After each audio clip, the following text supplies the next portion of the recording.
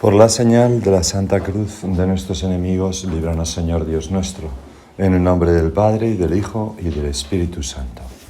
Señor mío y Dios mío, creo firmemente que estás aquí, que me ves, que me oyes. Te adoro con profunda reverencia. Te pido perdón de mis pecados y gracia para hacer con fruto este rato de oración. Madre mía Inmaculada, San José, mi Padre y Señor, Ángel de mi guarda, intercede por mí.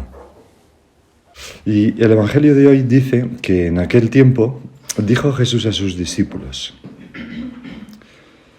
dice una cosa de la sal y tal, vosotros sois la luz del mundo. No se puede ocultar una ciudad puesta en lo alto de un monte. Tampoco se enciende una vela para meterla debajo del celemín, sino para ponerla en el candelero y que alumbre a todos los de casa. Alumbre así vuestra luz a los hombres, para que vean vuestras buenas obras y den gloria a vuestro Padre que está en el cielo. Vosotros sois la luz del mundo. Señor, ¿cómo te gusta esta imagen que es tan frecuente en el Evangelio, ¿no? La imagen de la luz. Luz del mundo. Así se definió o te definiste a ti mismo, Señor, en alguna ocasión. Por ejemplo, San Juan nos recoge estas palabras tuyas. Yo soy la luz del mundo. El que me sigue no andará en tinieblas, sino que tendrá la luz de la vida. La luz de la vida, esa luz, bueno, de hecho, dar a luz, se dice, ¿no? Alumbrar a la vida, traer a la vida, se emplea esa expresión. Y decía que es una luz que ilumina y acompaña. No sé si habéis visto en algún hermano o en un sobrino o en vosotras mismas cuando erais pequeñas, pues eso de la luz. Mamá, deja la luz encendida, ¿no? Dicen los niños, ¿no? Porque tienen un poco de miedo y esa lucecilla, a veces la luz del pasillo y la puerta abierta, pues ya les mantiene, les ilumina, les quita el miedo, les da como seguridad a los niños. O esa luz que guió a los Reyes Magos y que les hizo, ¿verdad?, pues llenarse de esperanza y descubrir al Hijo de Dios. O también esa luz que calienta y reconforta los corazones, porque sin luz no hay vida. Y a veces, pues nosotros cuando estamos en la oscuridad es como, qué alivio, ¿no? Cuando se enciende una luz y ya podemos, ¿verdad?, ver las cosas. Parece que, de hecho, en las excursiones, cuando uno va de noche, es una cosa muy, muy clara, ¿no? Pues se cansa mucho más. Se cansa mucho más que cuando te pega el solecillo, ¿no? O cuando está todo oscuro, o hay una ventisca. O en la pesca submarina, o buceando, ¿no? Cuando hay mucha oscuridad, tienes mucho más frío. Pero no porque te dé el sol y te calientes, sino que es una cosa psicológica, ¿no? La luz es vida. Y de hecho, pues algunos pescadores lo que hacen es que ponen la red de cerco y ponen una barquita que se llama cabecera con unos focos enormes que atrae al pescado, ¿no? Los peces van a la luz porque ahí está la vida. Pues eso es el Señor. El Señor es la luz del mundo y la luz de nuestros corazones. Y Juan, el apóstol Juan, que meditó mucho antes de escribir su Evangelio, lo empieza precisamente así. En él estaba la vida, y la vida era la luz de los hombres. Se refiere al Verbo, a Cristo. Y la luz brilla en las tinieblas de este mundo. Con tu encarnación, Señor, nos has traído luz que calienta, conforta e ilumina. Pero las tinieblas no la recibieron. Hubo un hombre enviado por Dios que se llamaba Juan. Este vino como testigo para dar testimonio de la luz, porque por él todos por él todos creyeran. No era él la luz, sino el que debía dar testimonio de la luz. El Verbo era la luz verdadera que ilumina a todo hombre que viene a este mundo.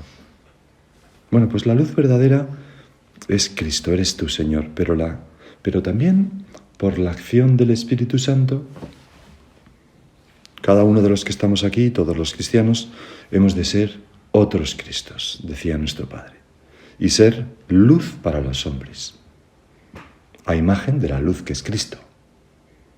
De hecho, en ese Evangelio que hemos leído, acaba así: alumbre así vuestra luz a los hombres.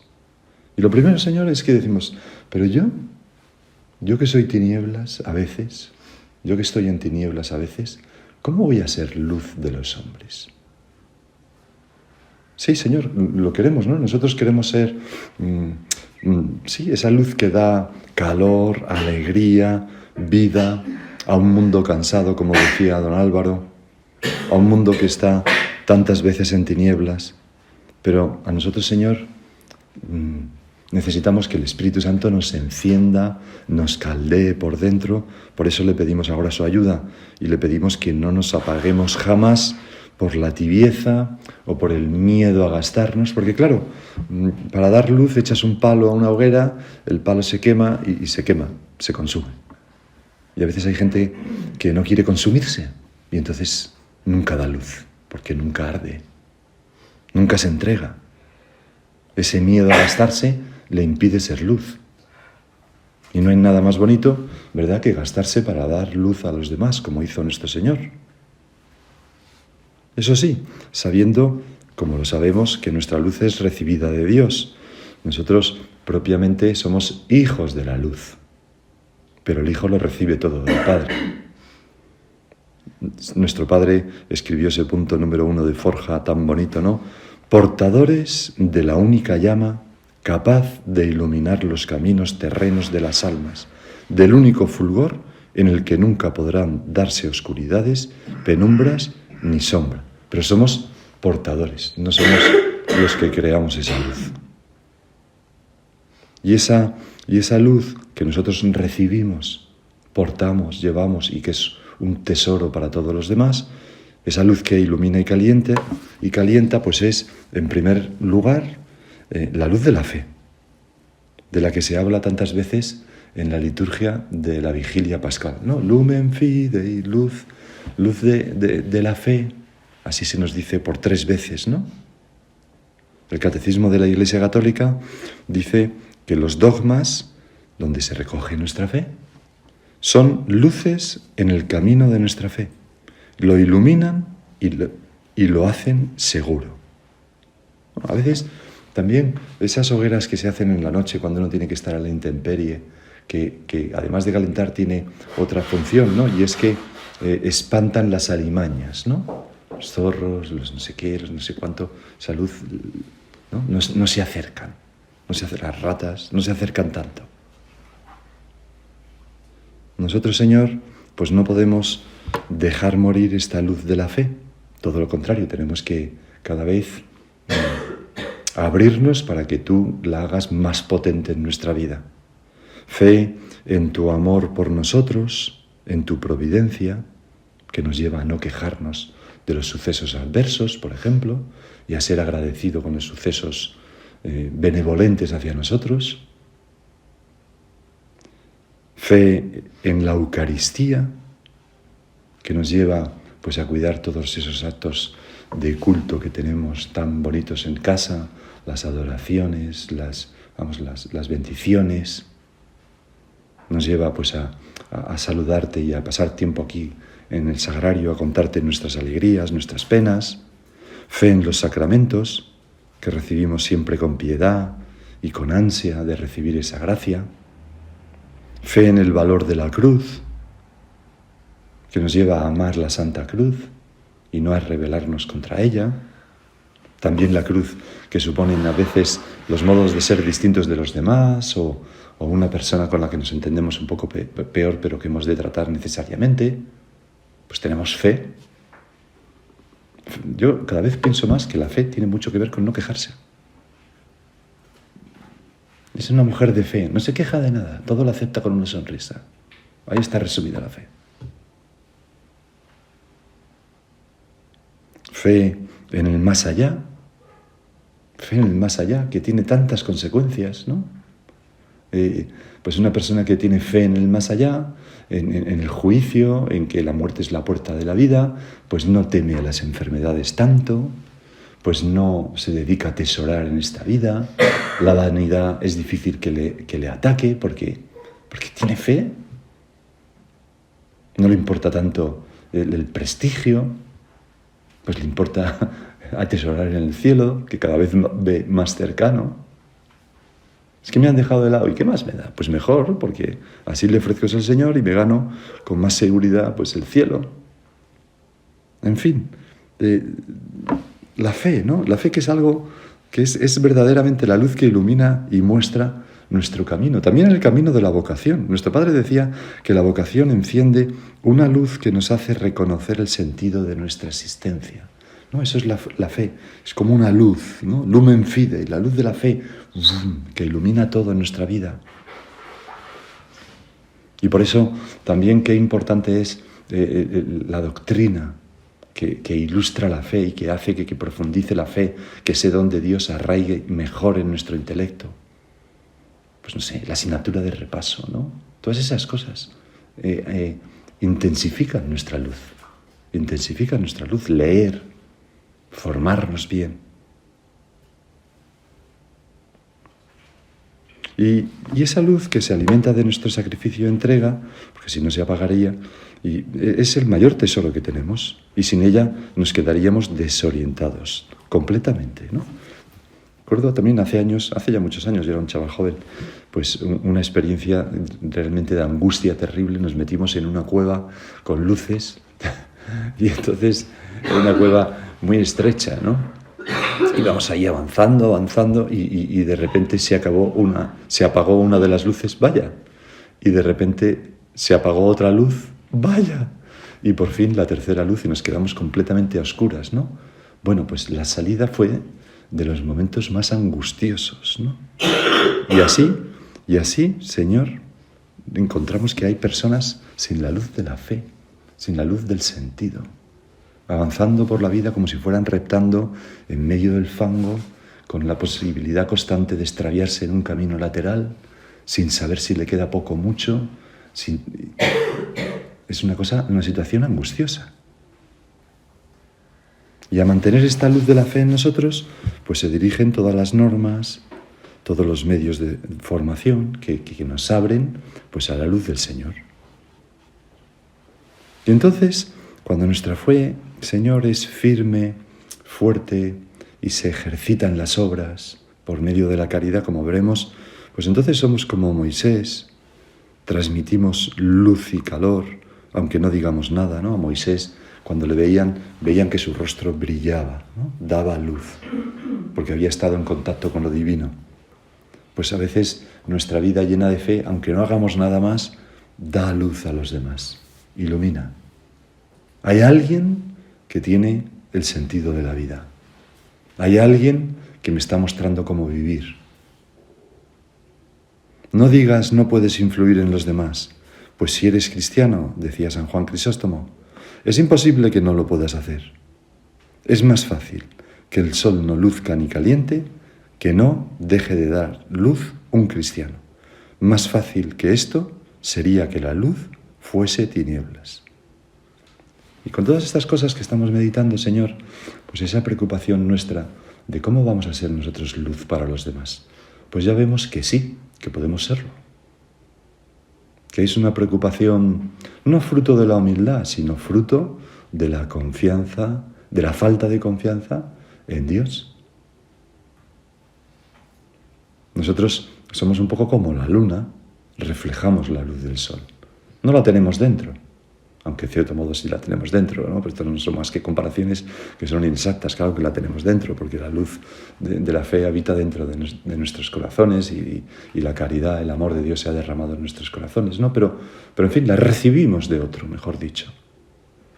La reflejamos. Pero es imposible que nosotros seamos tinieblas mientras nuestra fe esté encendida. Y esa luz de la fe, ya digo, ilumina a los demás, pero también calienta, produce gusto, satisface, conforta, alegra los corazones nuestros y de los demás. Y es quizás aquí donde podemos meditar esas palabras que tú, Señor, añades, ¿no? Que no se pone la luz bajo el celemín, sino en el candelero, en alto, para que alumbre a todos. Bueno, pues el candelero son las virtudes y sobre todo la caridad, que es la madre de todas las virtudes. Entonces es cuando la luz de nuestra fe alcanza a más gente, calienta más. Lo leemos en la primera lectura de hoy. Se recoge una profecía de Isaías. Esto dice el Señor: parte tu pan con el hambriento, hospeda a los pobres sin techo, cubre a quien ves desnudo y no te desentiendas de los tuyos. Entonces, no antes, entonces, en ese momento, surgirá la luz como la aurora. Enseguida se curarán tus heridas. Entonces clamarás al Señor y te responderá, pedirás ayuda y te dirá, aquí estoy.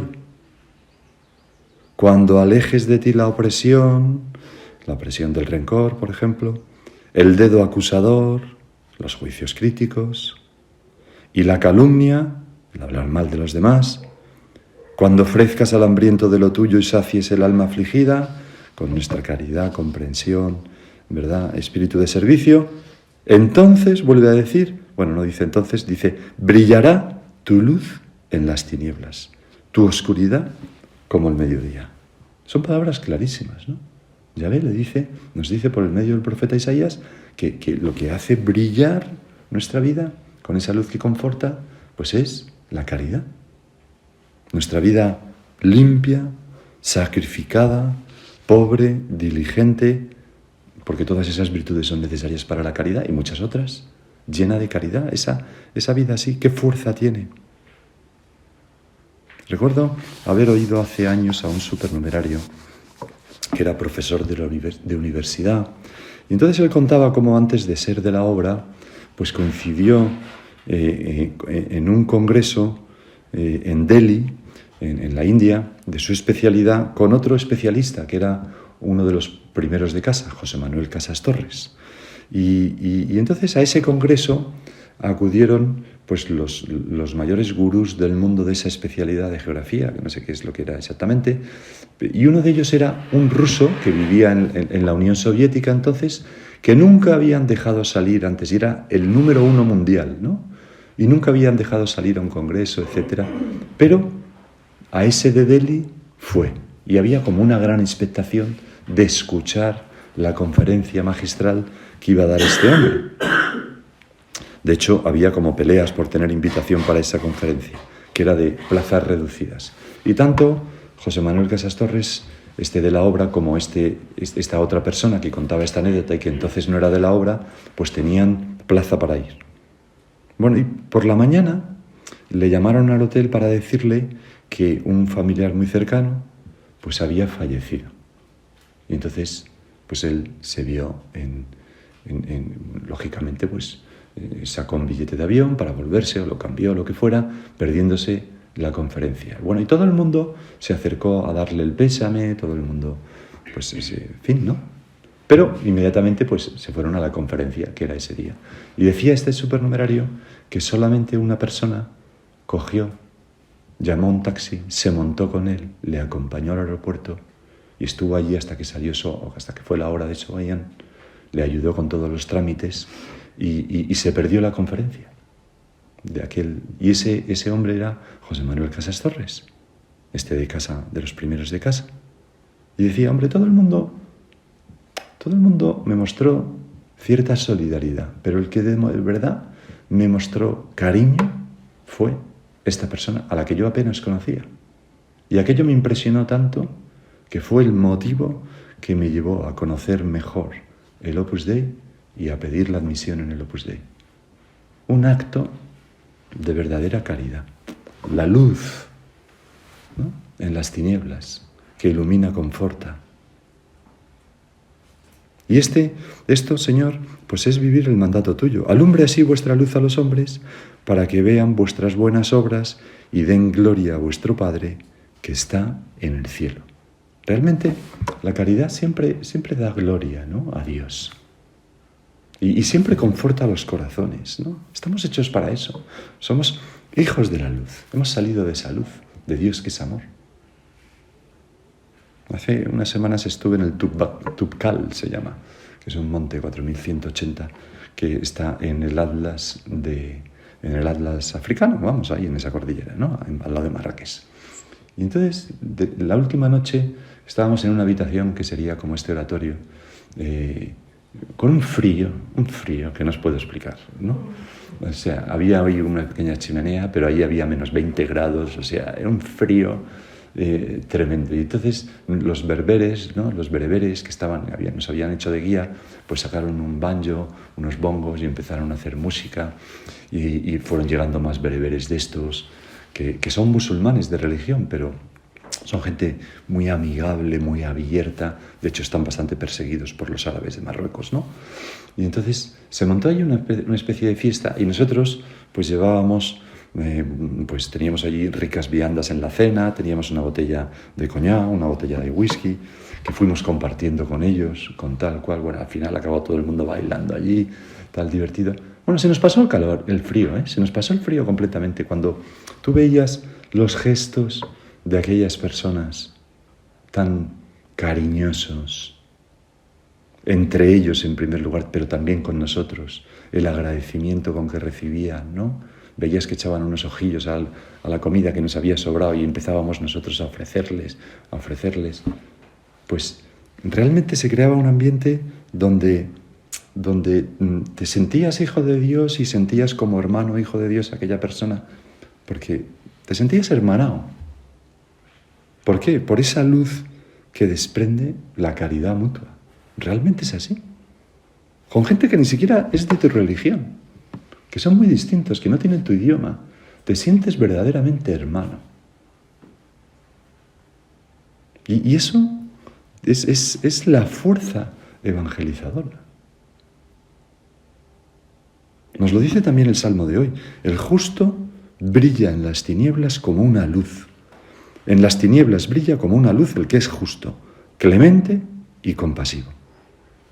Señor, nuestra vida templada, hecha de pequeñas virtudes, de entrega a los demás, de cariño mutuo, tiene una gran belleza, una gran atracción y es capaz de conmover los corazones.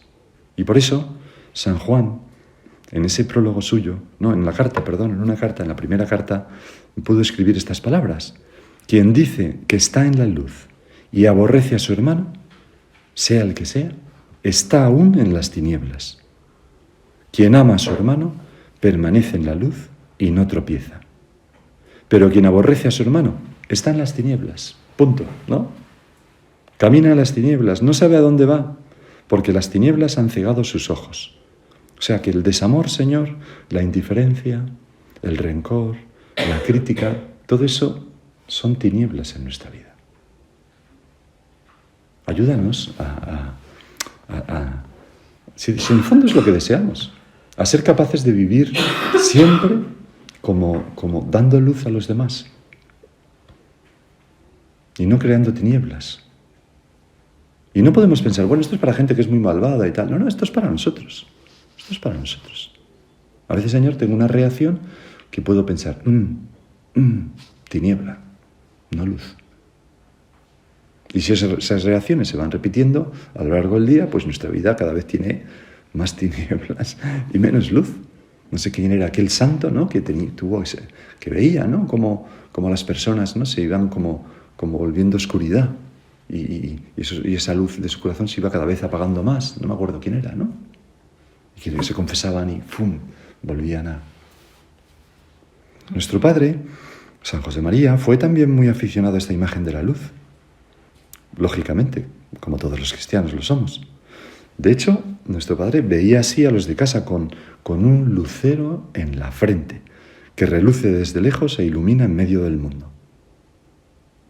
Y que al mismo tiempo, Señor, pone luz en nuestros ojos y en nuestra cabeza. Por ejemplo, el 28 de diciembre de 1931, cuando contempló aquella broma de las monjas de Santa Isabel, pues llegó a su casa y se puso a escribir simulando que a él le tocaba mandar en el cielo, ¿no? La broma de las de Santa Isabel era que la última novicia era la que mandaba en el monasterio y la madre superiora pues era la última, ¿no? Todo aquello. Y entonces escribe nuestro padre. Está simulando que él manda en el cielo, ¿no? Y dice, y después de mandar mucho, mucho, le diría a mi madre Santa María, Señora, ni por juego quiero que dejes de ser la dueña y emperadora de todo lo creado.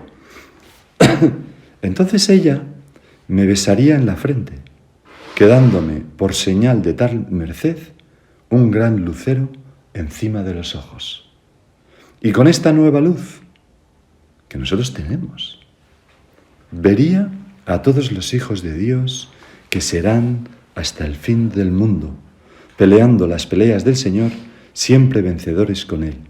Y oiría una voz más que celestial, como rumor de muchas aguas y estampido de un gran trueno, suave a pesar de su intensidad, como el sonar de muchas cítaras, tocadas acordemente por un número de músicos infinito, diciendo: queremos que reine para Dios toda la gloria.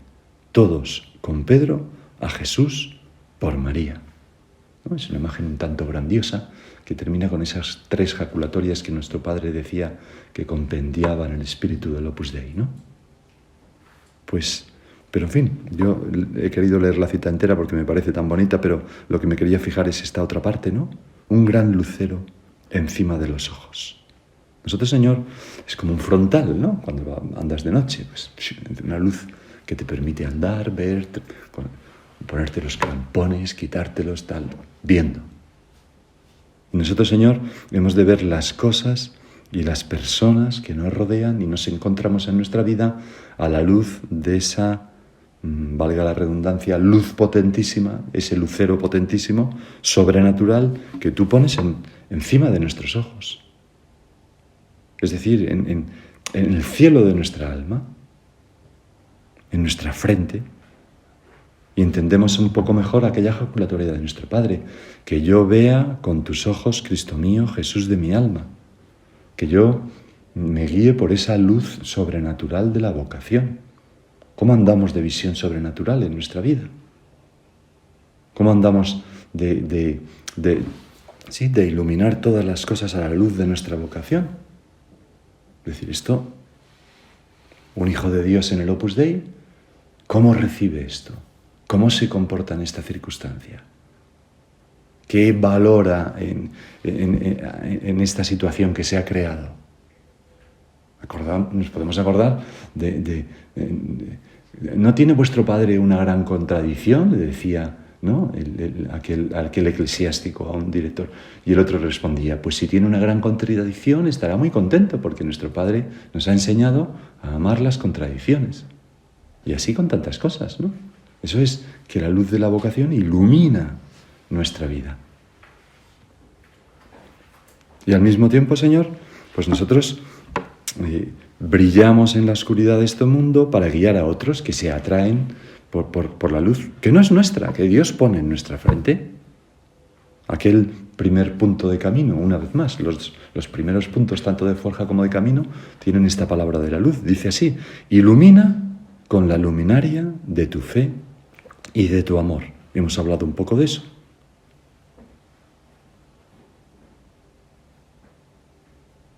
Ya hace muchos años, decía nuestro Padre, vi con claridad meridiana un criterio que siempre será válido. El ambiente de la sociedad, con su apartamiento de la fe y la moral cristiana, necesita una nueva forma de vivir y de propagar la verdad eterna del Evangelio. En la misma entraña de la sociedad del mundo, está hablando de nuestra vocación, los hijos de Dios han de brillar por sus virtudes como linternas en la oscuridad. Por sus virtudes, ¿no? La naturalidad, la sencillez, la falta de complicación. No hay que cogerla y hacer así, ¿no? Hay que vivir con sencillez, pero virtuosamente. La falta de tecnicismos exclusivos, de un lenguaje propio. No. A veces aquella expresión: vosotros sois tan normales que da gusto, ¿no? Claro.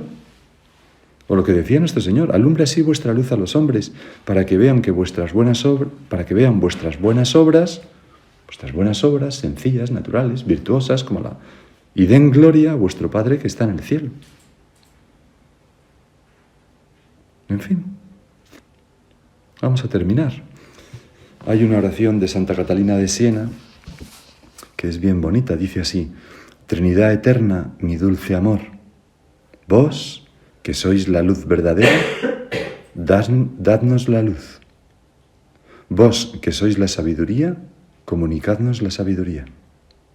Vos que sois la fuerza, dadnos la fuerza. Disipad, os suplico, nuestras tinieblas, para que podamos conoceros perfectamente y seguir vuestra verdad en la sencillez y sinceridad de nuestro corazón. Pues a la Virgen, esa mujer luminosa en extremo, que aparece poco en el Evangelio, pero que llena todo el año litúrgico con su presencia y que está metida en la entraña de los corazones de todos los cristianos, ¿verdad? A la Virgen, esa Madre llena de luz y de calor, le pedimos que nos ayude a nosotros a vivir así. Te doy gracias, Dios mío, por los buenos propósitos, afectos e inspiraciones que me has comunicado en esta meditación. Te pido ayuda para ponerlos por obra. Madre mía Inmaculada, San José mi Padre y Señor, Ángel de mi guarda, intercede por mí.